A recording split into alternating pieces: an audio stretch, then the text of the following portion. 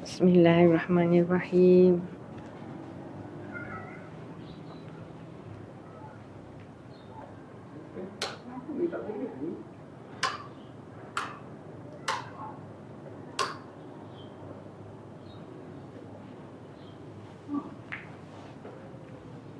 Allahumma salli ala Muhammad. Apa khabar semua sahabat-sahabat Cik Tom? Apa khabar? Dari mana Cik Tom? Zainab.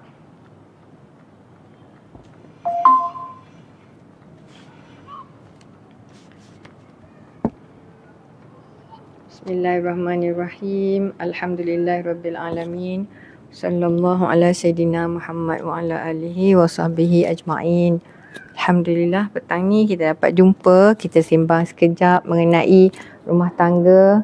Kita doakan mudah-mudahan rumah tangga kita diberi keberkatan. Bagi yang belum kahwin, bagaimana kita nak cari pasangan yang baik atau nak pilih pasangan yang baik. Kemudian bagi yang dah kahwin, kita nak check, kita ni sebenarnya duduk dengan siapa? Dengan pasangan yang toksik ke pasangan yang membina kita? So hari ni kita akan sembang sekejap insya-Allah ya. Dan Iza, apa khabar? Waalaikumsalam. Terima kasih hadir dan juga sementara kita tunggu sahabat-sahabat yang lain, kita boleh share the link, kita ajak kawan-kawan kita, adik-beradik kita, mudah-mudahan mereka akan dapat juga sama-sama sedikit manfaat untuk kita insya-Allah. Fidia, waalaikumsalam. Selamat petang juga. Mudah-mudahan Fidia sihat ya. Fidia daripada mana?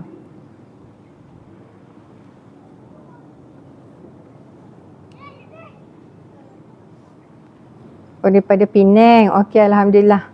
Dekat okey, petang ni kita sembang tentang perkara yang melibatkan rumah tangga. Okey, Izzah sihat mudah-mudahan. Ya, alhamdulillah. Selamat hari Jumaat juga.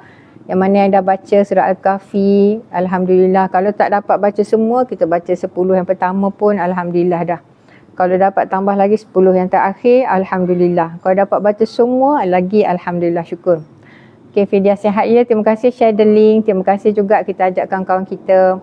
Hari ni kita nak bincang pasal perkahwinan toksik.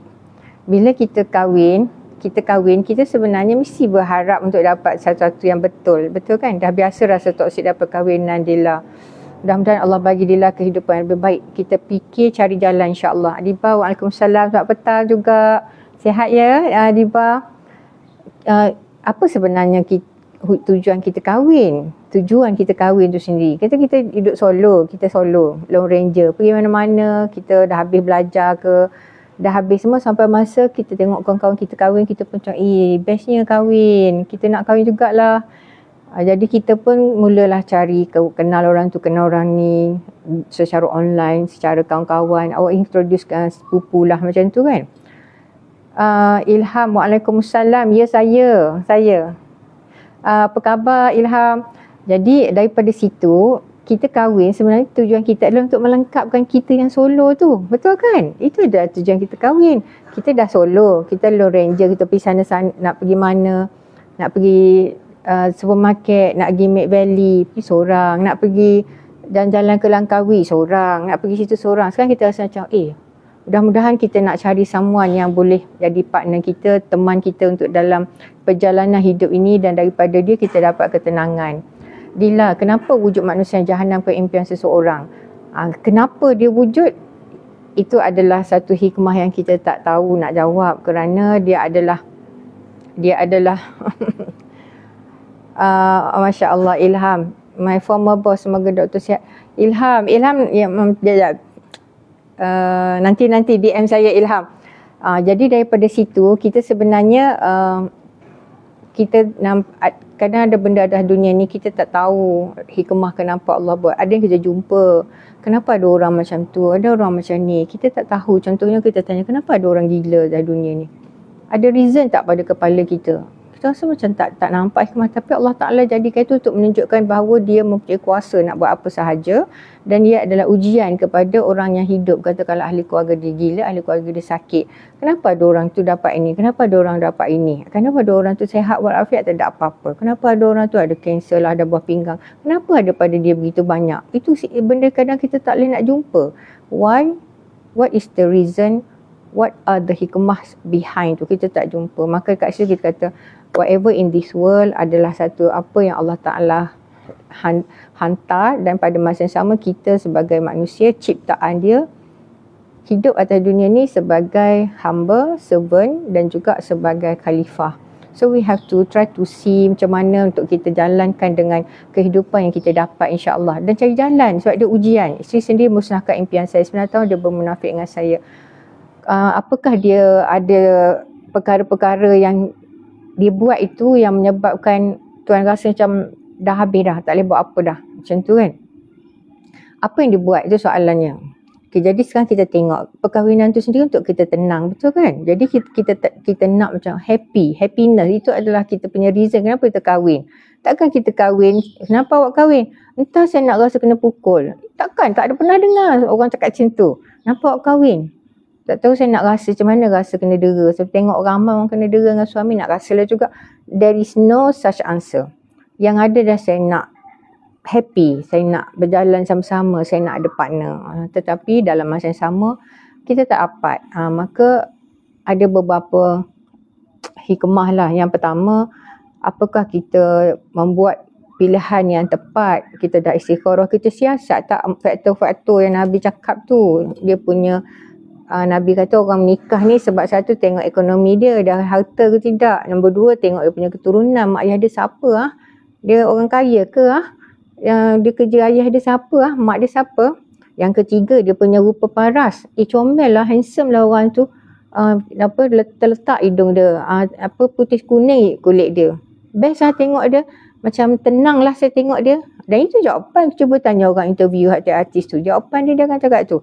Bila saya tengok, saya jatuh hati, cinta pandang pertama. Maknanya based on your sight, based on your mata, apa yang cantik pada mata, Nabi kata itu.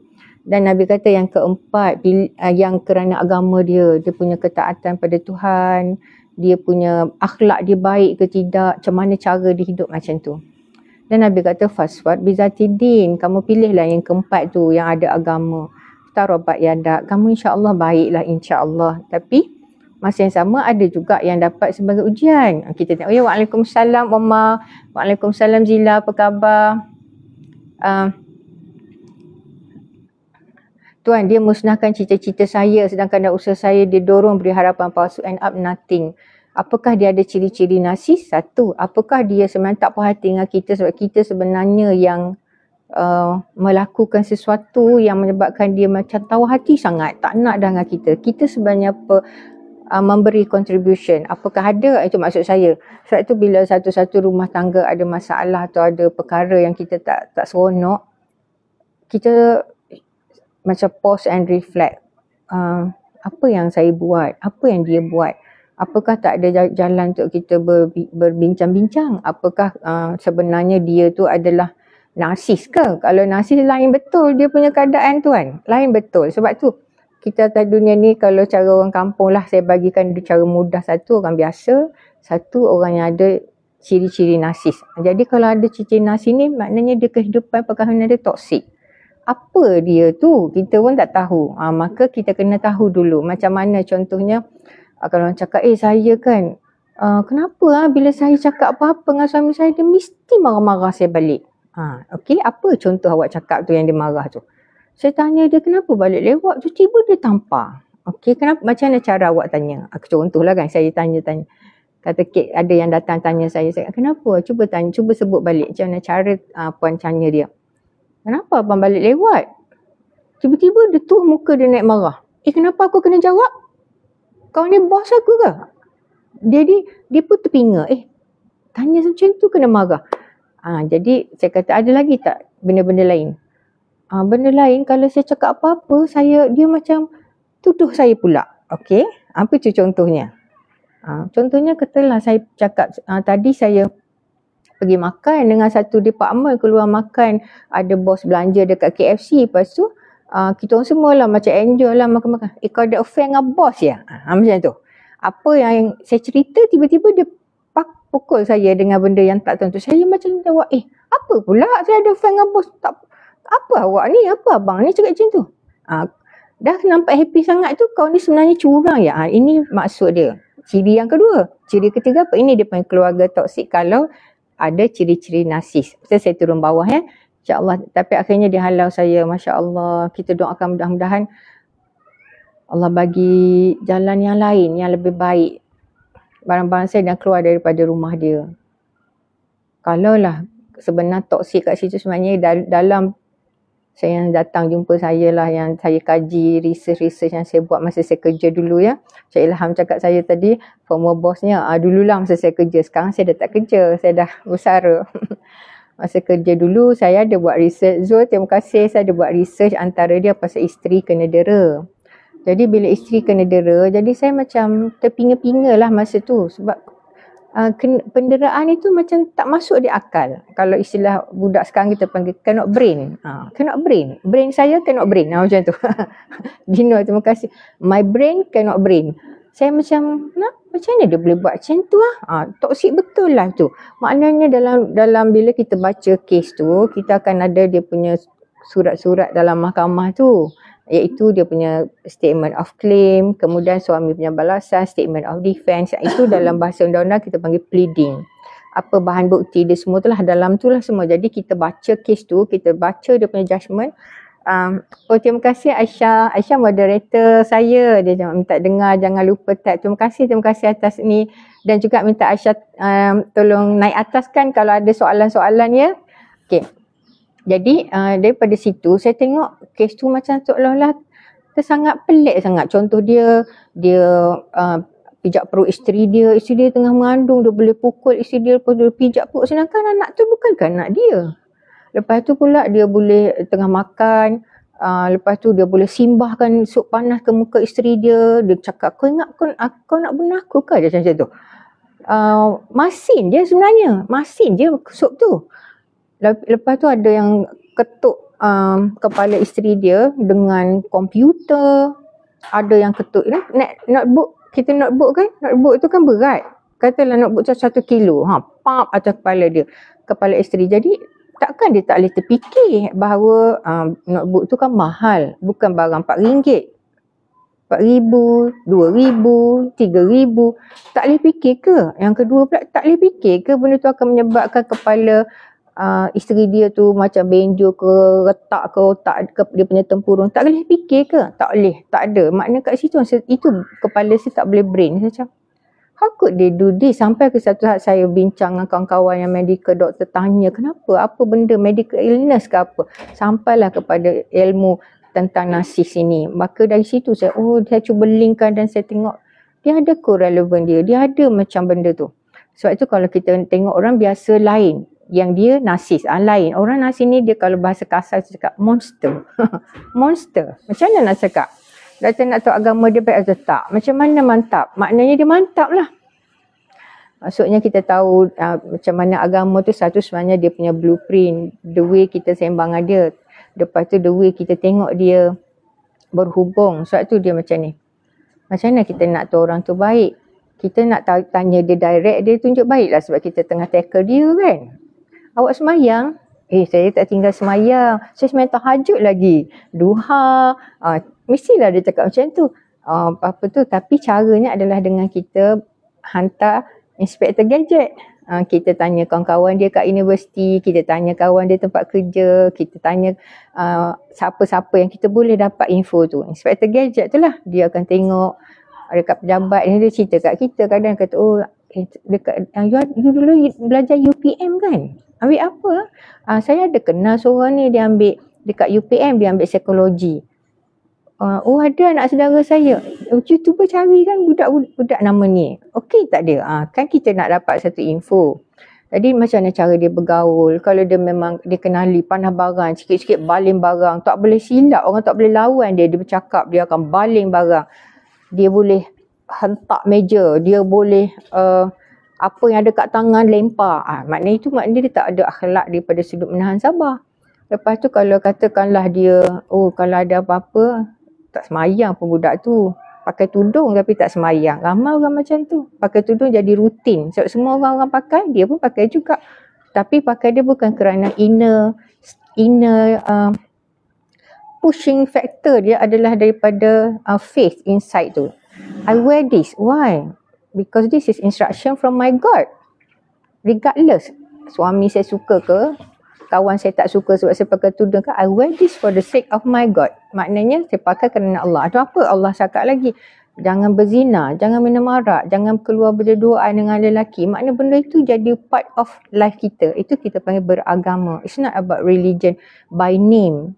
Sebab dekat dengan kiamat ni, macam kita sekarang dekat dengan kiamat, Rasulullah kata la yabqal Islam illa ismuhu. Nanti akan datang satu zaman dekat dengan kiamat, la yabqal Islam illa ismuhu. Tak tinggal pada manusia Islam itu kecuali nama dia. Nama dia Islam tapi dia tak beramal dengan Islam. Dia berzina, dia minum arak, dia ambil rasuah, dia buat macam-macam, dia tak kisah halal haram.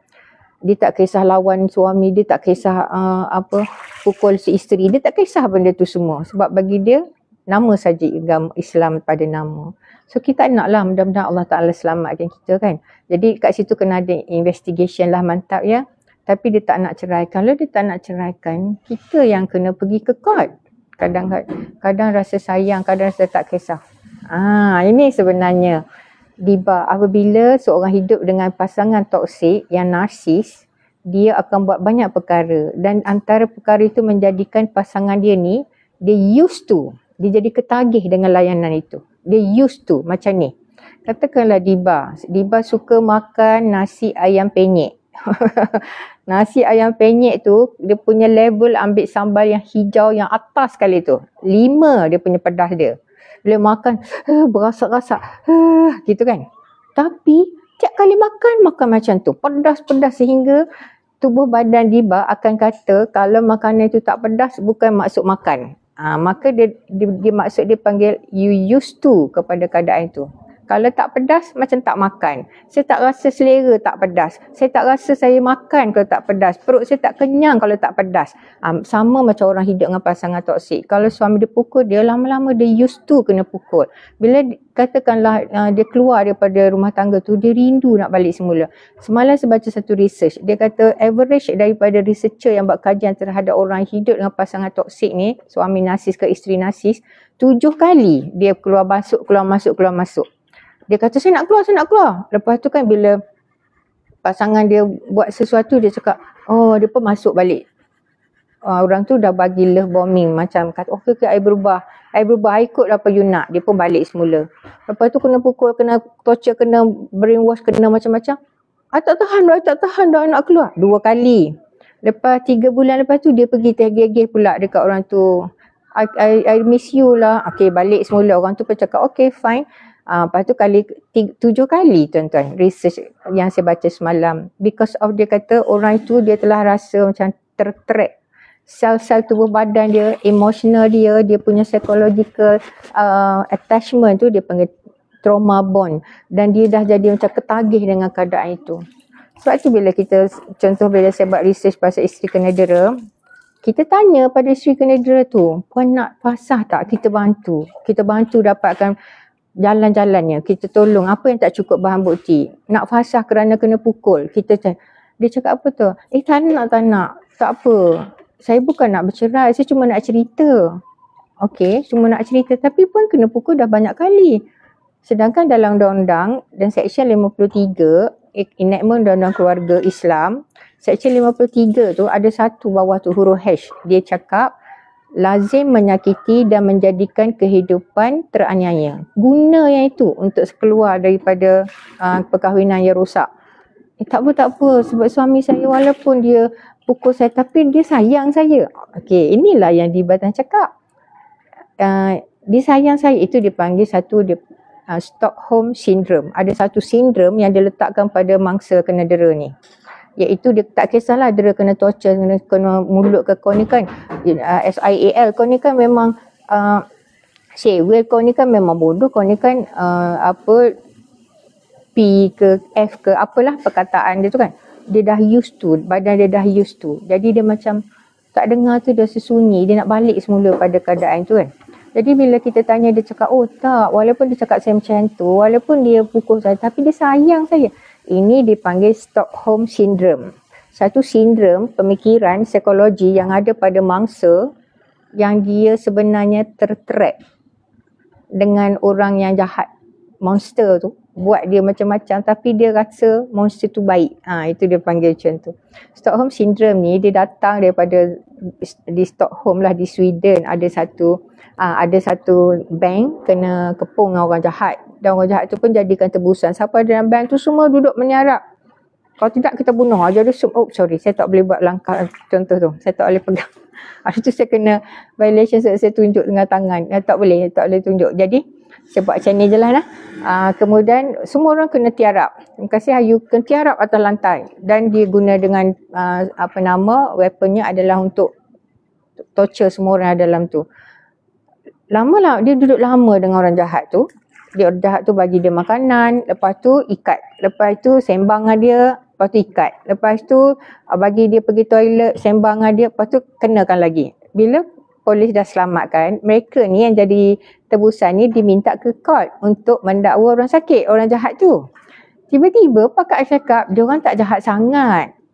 Walaupun dia kepung bank tu, dia bagi kami makan. Walaupun dia gari kami, dia hentak kepala, tapi sebenarnya dia baik. Dia dengar kita orang ada sembang. Ini dia keluarlah Stockholm Syndrome. Iaitu orang tu dah jadi macam a bit sewil. Dia dah tak boleh melihat realiti dengan betul. Orang tu buat macam tu kat dia, secara realiti bermakna orang tu jahat pada dia. Tapi dia tak nampak benda tu jahat. Dia nampak macam orang tu baik. Orang tu kadang-kala je buat macam tu. Ini yang jadi pada orang yang hidup dengan pasangan toksik. Mari kita turun bawah ya. Suami busy sangat tak bagi nafkah batin. Ini kena berbincang elok-elok. Sebab kalau katakanlah seorang isteri atau seorang suami, bila pasangan dia tak tunaikan hak dan nafkah batin ini, nafkah batin ni banyak kasih sayang, perlindungan, rasa dihargai. Itu nafkah batin nama dia. Tapi satu lagi ada hubungan kelamin, nafkah batin juga. Orang Melayu suka sebut nafkah batin tu hubungan kelamin saja. Sebenarnya no, that is not right. Nafkah batin tu you feel secure duduk dengan suami you. You feel loved, you rasa disayangi, you feel appreciated. You feel dihargai. Itu semua ada nafkah batin. Bila you ada masalah, you cerita, kemudian dia comfort, dia cakap tak apa, kita cari jalan. Itu ada nafkah batin. Jadi kalau yang orang berzina, orang pergi cari skandal, itu semua adalah kerana dia masalah yang tadi tu. Okey, terima kasih pada semua gaya. Waalaikumsalam. Saya turun bawah ya. Terima kasih pada semua jemput bersahabat. Saya Dr. Hidayah. Dulu saya pensyarah, dah bersara. Pada waktu sebelum bersara tu saya banyaklah terlibat dengan mengajar, menyelia PhD student, menjadi pemeriksa tesis. Salah satu tesis yang saya baca adalah, yang saya sebagai pemeriksa luar adalah tesis pelajar UM, dia buat master. Tajuk dia adalah Faktor Pasangan Islam Bercerai, Kajian Kes di Kuala Lumpur. Itu yang saya ingat. Yang pertama adalah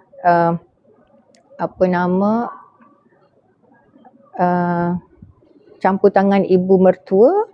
Lepas tu masalah orang ketiga. Kemudian yang ketiga adalah keuangan. Yang keempat adalah kekasaran. Macam tu. Dalam tu lah. Nanti saya akan share kemudian ya.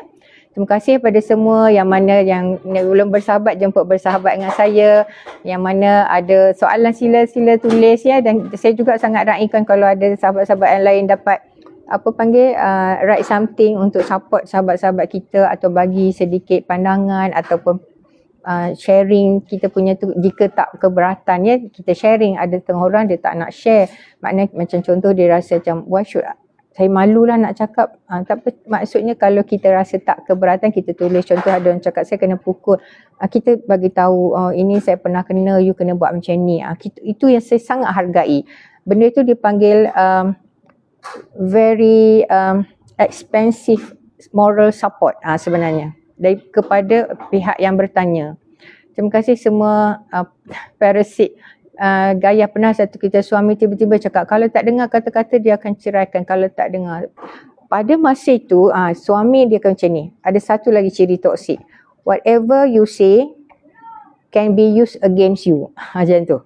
Whatever you say can be used against you. Apa sahaja awak cerita pada dia, dia tengah simpan data dan dia boleh gunakan terhadap awak. Lepas tu katalah isteri balik. Ini sebagai cerita isteri lah. Contoh dia balik. Dia kata, saya duduk tepi tepi tingkap, terus langsir datang. Dia cakap macam ni, saya tadi pergi makan dengan kawan-kawan. Lepas tu ada ramai-ramai lah masa tu kita orang sama sembang. Lepas tu kan, tiba-tiba suami dia cakap, dia katalah ada bos, ada semua. Kau ada affair je dengan bos kau. Itu whatever you say will be used against you. Apa ni macam tu? Kemudian kalau dia cerita apa-apa, semuanya akan digunakan. Macam katakanlah, saya sakit lah, saya tak boleh masak. Kau ni kan pemalas lah. Orang lain sakit boleh je buat. Macam tu. Dia akan guna balik. Bahkan orang narsis ni satu, dia control. You tak boleh balik kampung. You tak boleh telefon mak ayah you. You tak boleh kawan lagi dengan orang-orang yang pernah you belajar dulu ke apa semua. Itu semua toksik. Dia cakap ke orang yang toksik. Wahai dia toksik. Dia cakap, jangan tu, semua tak boleh. Semua tak boleh. Jadi orang yang kahwin dengan pasangan narsis ni, dia akan jadi lone ranger. Tujuan dia kahwin adalah untuk mengelakkan jadi lone ranger. Tapi bila dia kahwin, dia jadi lone ranger balik. Iaitu lone ranger dalam keadaan sakit jiwa dia. Suami dia sekat, tak boleh tu, tak boleh ni, tak boleh tu, tak boleh ni. Kalau isteri yang toksik, dia sekat suami dia. You jangan keluar-keluar. You bagi duit you biar I yang jaga. You jangan buat macam ni. Tak usah balik rumah mak you. Mak you tu apa tak? Control. Maka kalau kita lalui macam tu, nombor satu adalah, saya nak baca ada satu statement ya, daripada pakar Beverly Angel. Beverly Angel ni seorang penulis. Dia cakap, dia buat buku, dia kata, The Emotionally Abused Women. Overcoming Destructive Patterns and Reclaiming Yourself.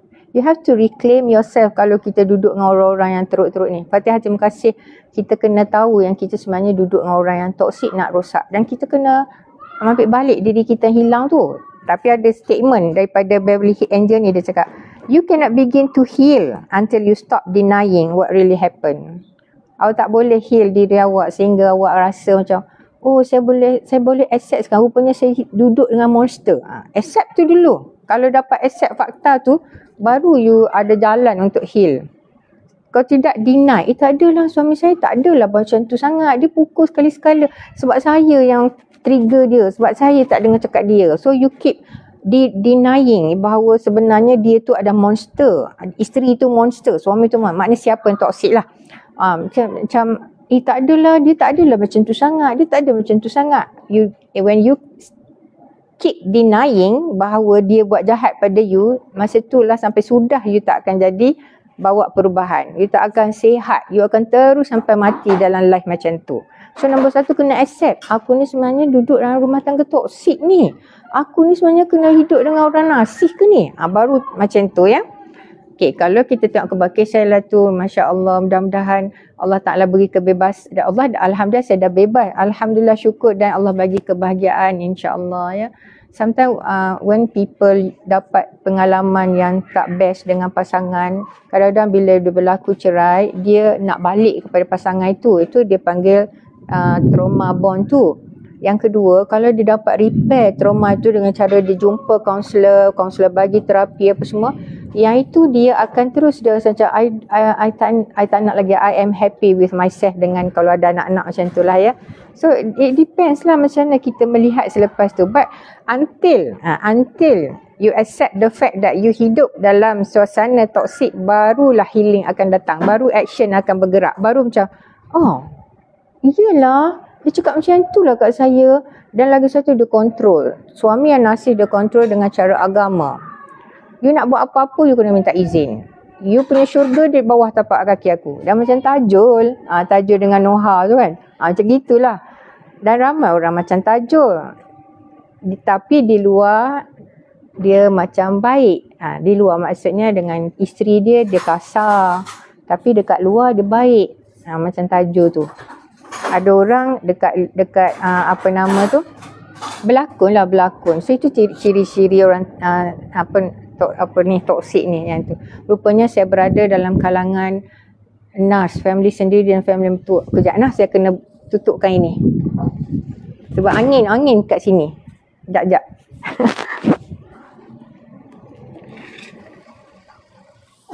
Langsir pun dah bergerak-gerak. Okey, mari kita sambung. Rupa-rupa ya. Kadang-kadang family narsis ini dia dia sebenarnya asalnya mungkin seorang. Sebab ada satu research saya baca, saya kata saya cari perkataan macam apakah cara agaknya kalau rumah tangga tu suami narsis, isteri narsis, dia happy tak? Jadi dalam research saya jumpa tu dia kata ada dua keadaan. Ada pasangan suami narsis, suami monster, isteri pun monster. Jadi rumah dia tu macam war. Macam kita tengok cerita hero Amerika tu kena pergi selamatkan. Cik berlaku perang je macam tu. Yang ni cakap kuat, yang ni cakap kuat, yang ni simbah yang ni simbah balas macam tu. Jadi itu dia kata yang pertama. Yang kedua adalah mereka buat satu agreement. Dalam rumah kita berperang. Tapi dekat luar kita adalah loving couple. Itu macam dekat luar pegang tangan.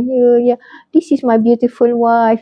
I love her very much and she's kind. So isteri pun cakap, my husband seorang romantik. Itu semua pembohong kat luar. Tapi dekat dalam rumah, monster dua-dua. Itu satu. Kalau seorang saja yang narsis, satu lagi mangsa, memang sedih lah. Ini kita kata bahaya betul lah. Itu yang bahaya. Sebab nanti sehingga mangsa tu keluar ataupun membetulkan keadaan tu, dia akan hilang diri dia. Bit by bit. Sebab dia dikontrol. Kau jangan keluar. Kau jangan kawan dengan orang tu. Hilang kawan. Kau jangan balik rumah mak kau. Hilang mak. Kau jangan jumpa adik-beradik kau. Kakak-kakak kau tu tak guna. Buang kakak. Lepas tu apa yang ada? Tinggal dia dengan suami dia. Lepas tu suami dia torture lagi. Kau ni kan kalau kau tak dengar cakap aku, kau siaplah duduk dalam neraka. Kau dengar cakap aku. Dengarlah sehabis-habis dengar. Dah jadi macam puppet. Ada satu research saya baca mengenai dia kata how to make a simple analogy about living dengan orang narsis. Ada saya kata, kadang-kadang saya baca yang bahasa Inggeris tu saya cakap bahasa Inggeris atau saya translate juga ya. Dalam satu research yang saya baca tu dia kata macam mana nak buat analogi mudah orang yang hidup dengan orang narsis ni. Macam puppet. Mula-mula tu dia duduk macam dia tak sedar. Lepas tu dia kena brainwash. Kemudian dia kena control. Lepas tu dia selalu kena herdik. Lama-lama jiwa dia pun dah jadi rosak. Selalu kena cakap kau ni tak guna, kau ni tak guna. Kena dekat dengan satu kali mungkin tak sedar lagi. Kena setiap hari lama-lama dia pun rasa aku tak guna sungguh. Macam tu kan. Sehingga akhirnya dia jadilah seperti puppet. Puppet tu maknanya kalau inilah puppet. Kalau puppet macam mana kan? Kata tak ada apa kat tangan saya nak tunjuk. Kata inilah orangnya. Ini tali dekat tangan, tali dekat tangan lagi satu, tali dekat kaki, tali dekat kaki lagi satu, tali dekat kepala. Jadi dia pun cakap, okey, Mawar terima kasih. Okey, gerakkan tangan, gerak tangan kanan. Gerakkan kaki, gerakkan kaki. Tulis sana, tulis sana. You become a puppet. You don't have yourself anymore. Macam tu. You become somebody's puppet. Dia nak apa kat you, dia cakap lah. Dia cakap apa-apa pun dengar. Dah jadi macam hilang diri. Itu yang bahaya ya. Okey, terima kasih. Fatin, saya berada di sekitar kawasan Shah Alam. Gayah dia cakap dengan ibu dia, saya geram. Lepas tu saya cabar dia suruh ceraikan saya. Kalau tak, saya dah tak sayang dia tapi dia tak nak. Orang narsis dia tak akan ceraikan puan. Dia tak akan ceraikan sebab dia tak akan buat. Sebab bila bercerai maknanya dia yang jadi starter. Dan orang akan kata dia yang merosakkan rumah tangga ni. Jadi dia takkan buat macam tu. Bagi orang narsis, nama baik dia adalah benda yang paling mahal. Dia nak orang puji dia. Sebab itu dia berlakon dekat luar sangat baik, sangat peramah, sangat pemurah, sangat lembut, sangat manis air muka dia. Dia cakap lembut dengan orang. Ya tak apa. I faham. You susah hati kan. You letih. Tak apa. I tolong. Itu dengan orang kat pejabat. Kat rumah isteri dia lah dengan anak 4 orang yang kecil-kecil tu. Isteri dia lah kemas rumah, masak, mandikan anak, tukar baju. Minta tolong dengan dia, abang boleh tolong tak? Itu kerja kau lah. Bukan kerja aku. Orang lain pun suri rumah juga. Dah satu kena. Isteri pun senyap. Dekat luar, bantu orang macam-macam. Orang makan kat kedai. Makanlah, tak apa, I belanja. Satu meja tu, alah berapalah sangat. RM50 je. Tak kaya I tak dengan RM50 tu. Sedap kan ayat dia. Orang pun cakap, you ni baguslah Cik Mat. Kita orang suka betul Cik Mat ada. Tapi dengan isteri cakap, abang boleh tak nak beli KFC? Kau ni kan tak ada kerja lain. Habis duit aku je. Macam tu. Kau bagi. Yang sini lembut. Ini yang kita kata, kenapa ada orang macam tu? Kerana dia menjadi monster. Kenapa? Kenapa tak boleh jawab. Bagaimana dia menjadi monster? Kerana salah asuh mak ayah dia. Mak ayah yang buat pada anak-anak salah asuh, anak-anak membentuk menjadi narsis. Macam mana?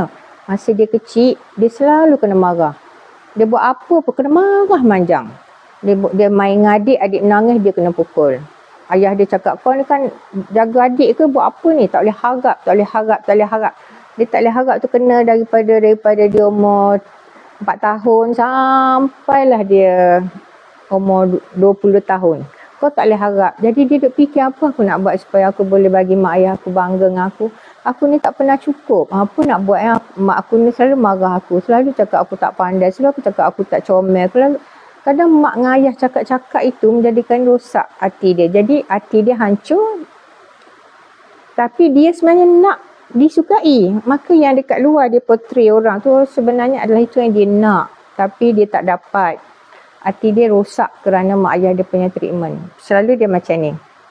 Katalah seorang narsis. Tapi sebab dia dah torture partner dia pun mempunyai ciri-ciri narsis. Partner dia buat pada anak. Maka dia menjadilah family toxic. Macam gitu. Sebab itulah kalau kita berjaya keluar, kita kena betul-betul kena pergi jumpa kaunselor sebab nak betulkan balik trauma ingatan kita, laluan kejadian kita, apa yang tak best dalam laluan kita, kena pergi. Antara dia adalah kita kena buang benda-benda tu. Keluarga yang narsis ini pelik sangat tau. Dia sangat pelik. Contoh ayah garang. Selalu pukul mak.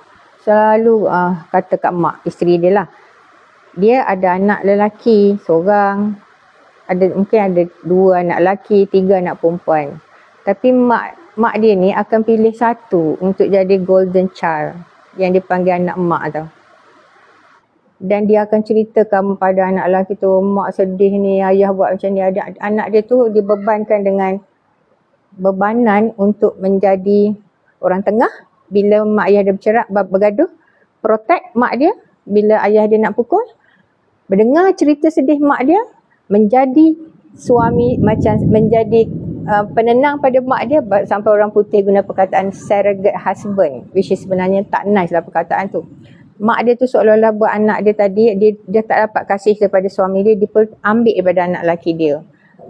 Bukan dia bercinta, dia ambil kasih daripada anak lelaki dia tu, maknanya dia anggap macam this is apa yang dia tak dapat. Kak Long, terima kasih. Jadi tu dia panggil orang putih bila bincang narsistik ni, dia kata perkataan mother yang narsis ni, dia akan pilih satu daripada anak lelaki dia tu untuk jadi dia punya anak mak, dan sebenarnya seolah-olah macam surrogate husband. Tempat dia tak dapat daripada suami dia kasih, perlindungan, bebanan yang macam protector, dia dapat daripada anak lelaki dia. Sebab tu dia rapat dan dia lama-lama dia kontrol anak lelaki dia tu. Kontrol.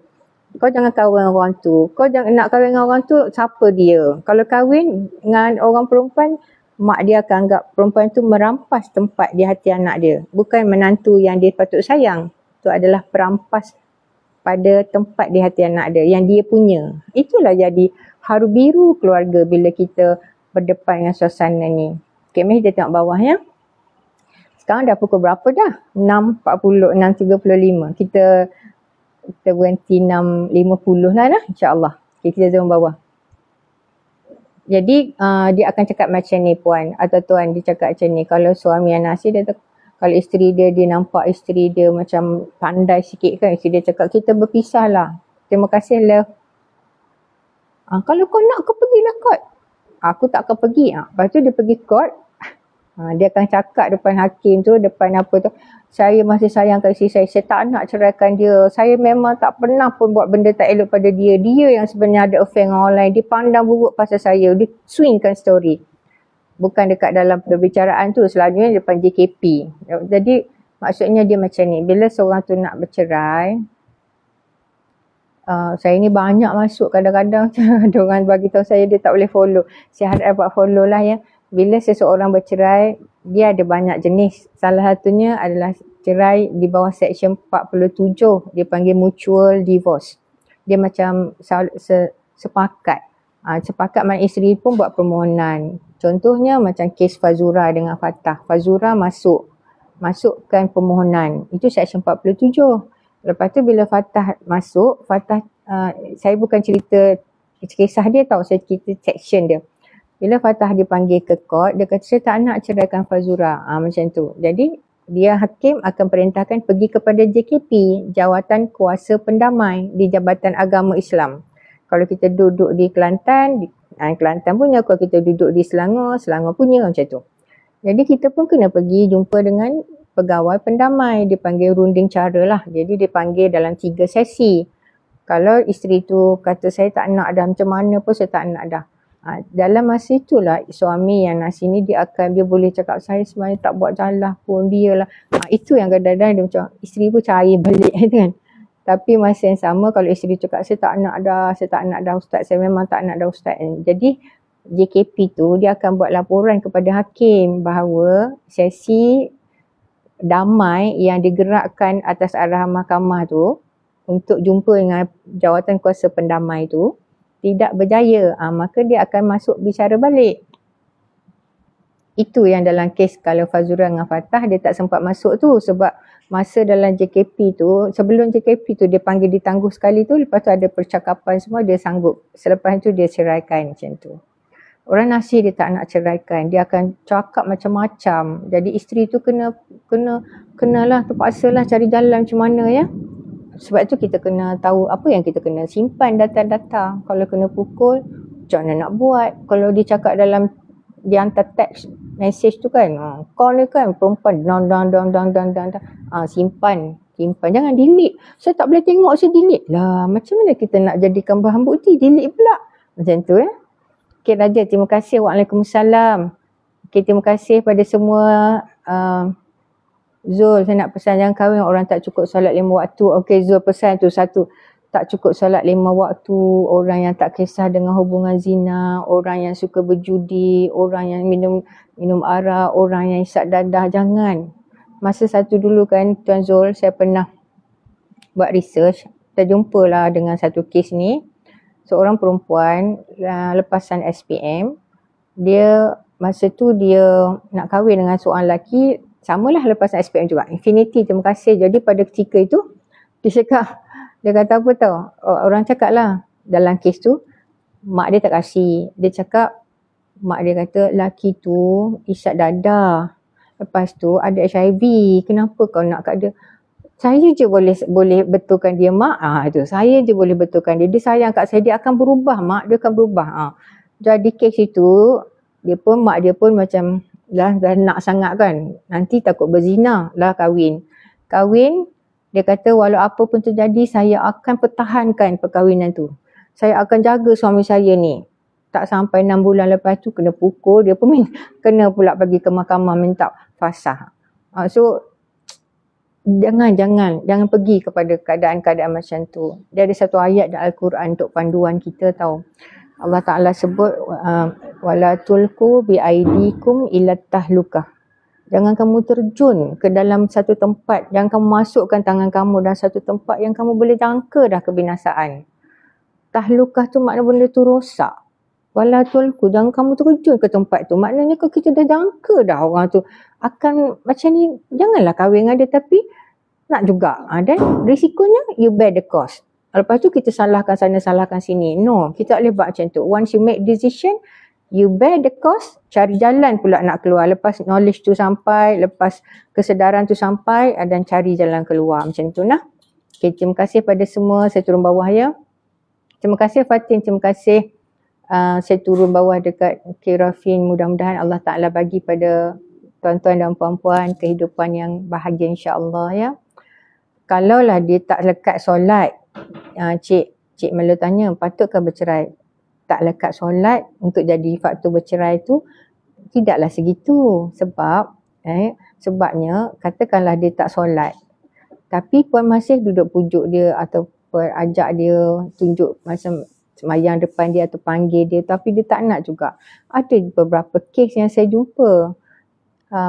Saya tak pernah nasihatkan bercerai. Yang bahagian tak solat tu, saya tanya, ada tak dia berzina, ada tak dia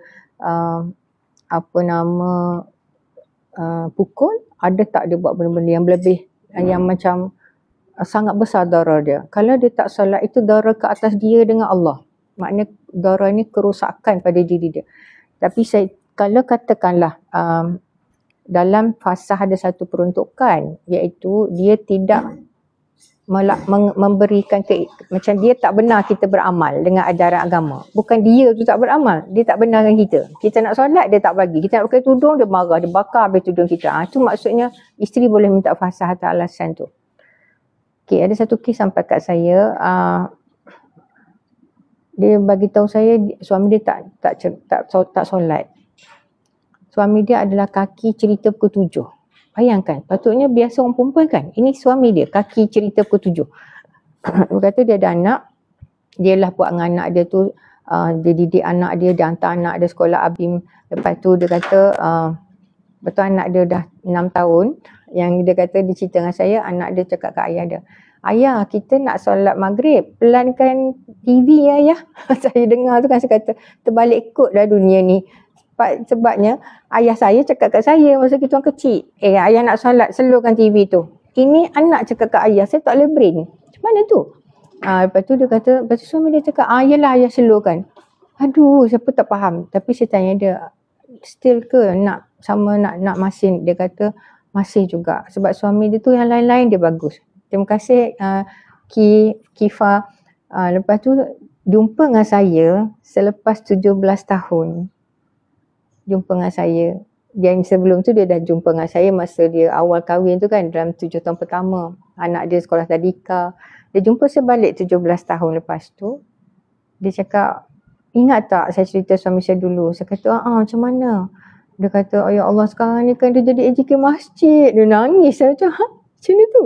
Dia kata, siapa tak tahu? Saya memang keep repeating doa, ya Allah Tuhanku, tolonglah bagi suami aku ni petunjuk. Tolonglah bagi supaya dia malu padamu, malu pada anak-anak.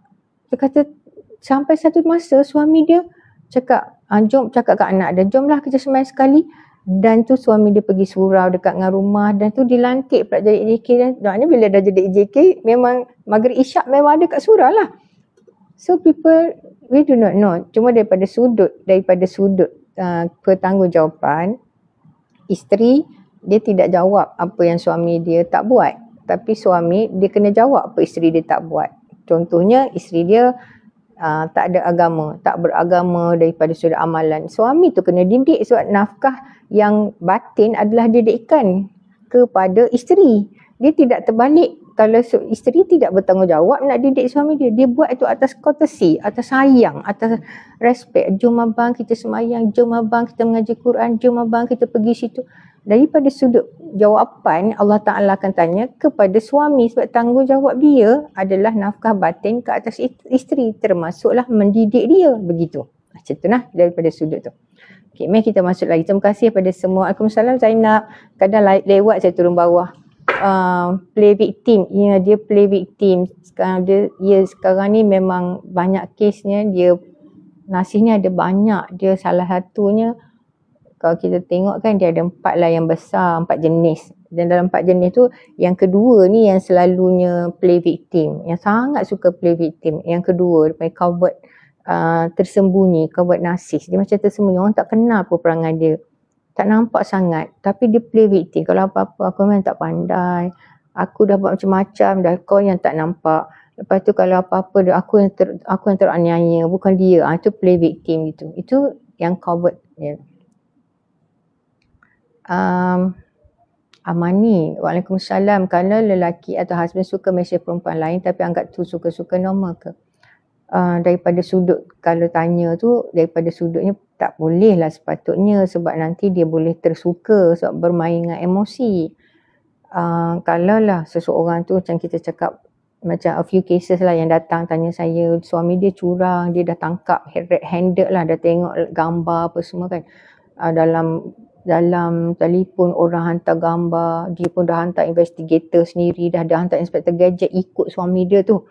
Memang jumpalah suami ada skandal semua, ambil gambar semua. Dah tangkap red handed. Lepas tu suami dia cakap aku tak nak dah buat. Dia tu dia tanya saya, patut tak saya terima dia balik? Macam tu kan. Jadi jawapan saya adalah apakah orang itu memang dia macam itu, nature dia. Dia suka main dengan perempuan, flirting around. Dia suka berpoya-poya dengan perempuan, dia suka berzina tu benda biasa. Kalau macam tu, orang yang buat macam tu maknanya dia tak hormat kita sebagai pasangan dia. Sebab hormat itu adalah satu daripada perkara besar. Hormat, trust, belas ihsan, rahmah, mawaddah, kasih. Dia 4 tu menempel sekali. Baru kita nak bina rumah tangga yang baik. Kita trust dia dan dia trust kita. Kita tak payah check dia punya telefon. Dia tak akan dia buat benda macam tu. Maknanya kita trust dia dan dia betul-betul can be trusted. Dia pun trust kita. Kalau tidak kita main tersilap macam tu kan. So kalau dia memang melakukan kecurangan, maksudnya dia tak pernah buat, tapi orang duk perobok, kawan pejabat duk kata ni perempuan ni murah lah apa semua, memang dia terbuat dan dia kemudian dia taubat, aku minta maaf lah, ya Allah aku tak tahu kenapa aku buat macam ni, tolong maafkan abang. You can see the remorse tu maknanya sense of taubat tu, memang nampak dia guilty, bagi dia peluang. Tapi kalau dia memang, sorry lah, I pun tak tahu kenapa lah, tengoklah I berhenti. I delete lah semua nombor-nombor ni. Okay, you nak delete nombor siapa dalam phone? You delete lah. Itu bukan remorse. Remorse dia maknanya macam sense of guilty tu. Apalah aku dah buat macam tu. Kenapalah aku buat dosa besar. Kalau orang tu yang make fun dengan dosa besar, apatah lagi dosa kecil. Dia benda tu tak ada apa pada dia. Macam tu lah. Itu kena tengok dia punya level dia. Tapi mental abuse, adakah lelaki tu narsis, repeated problem? Ya, Liana, dia ada macam ni, saya cerita saya nak tunjukkan. Yang saya cerita ini sebenarnya sebelum kita beransur, sebenarnya saya telah membuatkan beberapa catatan daripada apa yang tuan-tuan dan puan-puan cerita, daripada research saya, kemudian kes yang datang kat saya, kemudian apa yang berlaku, dan saya telah susun balik menghasilkan satu buku. Saya buatkan buku ini, saya pusing belakang. Pada siapa yang tanya, yang ini saya nak flipkan kamera ni. Ini buku dia, Siapakah Dia? Sekejap saya pergi ke jauh sikit. Panduan asas memahami dan menghadapi pasangan narsis. Siapakah dia ni? Kita tengok dia ni macam dua rupa. Ada satu putih, belah sini putih, belah sini gelap. Dengan isteri gelap pekat, garang, nak mampus orang cakap kan. Nak pukul-pukul, cakap macam teruk-teruk, serang-serang isteri, kata isteri macam-macam. Tapi yang belah dengan orang luar, wah, bukan main baiknya. Ini. Jadi dalam ni saya buat macam ni Siapakah dia? Yang ini kata-kata pengantar adalah Dr. Zain, Mental Wellness. Ini adalah daripada penulis buku My Healing Journey, bersahabat dengan Dr. Zain. Dr. Zain, cari dekat TikTok, Dr. Zain Mental Wellness. Dr. Zain cakap, saya melihat buku ini bukan ditulis untuk melabel atau memberi diagnosis kepada sesiapa. Sebaliknya merupakan panduan asas supaya lebih peka terhadap tingkah laku pasangan, khususnya berkaitan dengan sifat narsism. Okey, siapakah dia? Dalam ni saya bawa ini benda ni saya nak tunjuk. Ini tagline yang sekarang insya-Allah kita nak sentiasa ingat. Kita kahwin untuk tenang, bukan untuk menang bergaduh, menang tumbuk menumbuk, menang serang ayat-ayat kasar, serang macam mana aku nak cakap bagi dia terduduk. Bukan, kita bukan nak menang itu, kita nak tenang. Okey, dalam ni isi kandungan dia kisah di sebalik nama. Mana datang perkataan narsis tu? Apa beza dengan ego biasa? Mengapa isteri selalu jadi keliru? Bagaimana dia terbentuk? Ini pola asuh keluarga yang rosak, dimanja berlebihan, dikritik melampau, kurang kasih sayang, hukuman melampau hingga membawa penderaan. Anak bergaduh dengan abang adik, dia punya ayah punya garang ikat kat pokok, melampau gitu sampai jadi penderaan. Ibu bapa pilih kasih sayang pada yang sulung, tak sayang pada yang bongsu, sayang pada yang bongsu, tak sayang pada yang ni. Dan ini kita masuk kepada jenis-jenis dia. Yang ini jenis pola hubungan bersama narsis ni. Dia sama je. Pola dia tu sama. Kalau kita tengok ni kan, saya baca. Merasa diri hebat dan sentiasa betul. Cemburu, melampau, mengawal, suka merendahkan isteri atau suami lah The dua can be changed. Tapi polanya sama. Cepat tersinggung, mudah marah. Kurang empati, imej luar berbeza dengan dalam rumah, manipulasi, gaslighting, memukul dan mendera, memerangkap dengan love bombing. Contoh apa dia. Dan juga jenis, sebenarnya ada banyak jenis yang terbuka, grandios. Ni memang cakap besar. Kalau ni memanglah semua ni I punya lah, I buat ni semua ni. Isteri I bukan apa-apa pun. Kalau bercerai, orang inilah yang akan cakap, kau tak akan dapat satu sen pun daripada harta aku. Semua aku yang buat. Semua aku yang cari. Jadi kau tak ada guna apa. Itu grandiose. Orang grandiose ni dia jarang guna kaki tangan. Dia guna mulut. Bila dia terlalu tak boleh kontrol baru naik kaki tangan. Yang ini covert ni, yang tersembunyi, dia tak nampak. Yang ini suka main play victim. Kalau kita apa-apa kita tengok dia akan tulis mesej panjang-panjang ni. Kemudian yang ketiga malignant. Malignant tu yang paling bahaya. Dia guna kaki tangan. Dia pukul, dia tendang, pijak. Ini malignant. Yang keempat social. Communal ni dengan community dia sangat mesra alam lah. Dengan isteri dia sangat macam monster. Atau dengan suami monster, dengan orang dia baik. So ini kita ceritakan macam mana gaslighting tu apa. Jika isteri ingin bertahan, apa patut buat. Kemudian apa patut buat kalau dia tak nak bercerai. Dia kena belajar lah. Kena belajar ada benda-bendanya, skillnya. Kalau dia nak tahu tentang fasa, apa benda dia kena ada. Dokumen, laporan perubatan, laporan polis. Kalau dia bercerai, apa dia patut buat. Ini benda-benda patut buat. Dan juga saya juga bekerjasama dengan beberapa pihak. Dalam ni kita ada buat, kalau ada perlu kaunselor, saya akan bantu tunjukkan. Ini dia punya ada color-color. Jadi kalau ada yang ni ada siap. Ini contoh ya percakapan suami isteri yang narsis ni. Suaminya narsis macam ni. Isteri dia mengadu, abang rasanya kita ni boleh kurangkan sikit perbelanjaan bulanan ni. Suami dia, kau ingat aku tak pandai urus duit ke? Tak pasal-pasal dia marah. Isteri dia bagi cadangan je. Jangan cuba ajakulah. Itu isteri dia cakap, saya nak bagi. Saya risau tak cukup nanti. Dia salahkan isteri. Kalau tak cukup tu salah kau. Kau yang boros. Macam gitu. Itu cara percakapan dia punya pola. Dia akan put the blame on the wife. Kalau wife yang narsis, dia put the blame on the husband. Dia akan berulang-berulang macam tu. Jadi ini bukunya. Jadi ada yang nak dapatkan ini, dia akan keluar 17 ni saya akan postkan. Jadi saya nak tunjukkan sikit lagi. Ini adalah QR code. Kalau siapa yang ingin membeli boleh masuk ni sekarang. Sebab ini pre-order 17 dapat je, saya terus akan postkan. Boleh tangkap tak ni? Kejap ya, saya turun bawah. Boleh screenshot. Dan kita ni satu. Boleh screenshot yang ni? Jadi harga dia RM38 sahaja dan saya akan bagi satu hadiah buku sebagai hadiah daripada saya. Bahawa saya sangat appreciate pada semua yang ingin untuk menambahkan skill diri kita semua ya, insya-Allah. Okey, kemudian yang ini dapatkan ini gambar ya. Itu satu. Nanti Dr. akan put di story. Okey, insya-Allah nanti Aisyah akan bantu saya. Saya nak ceritakan satu lagi.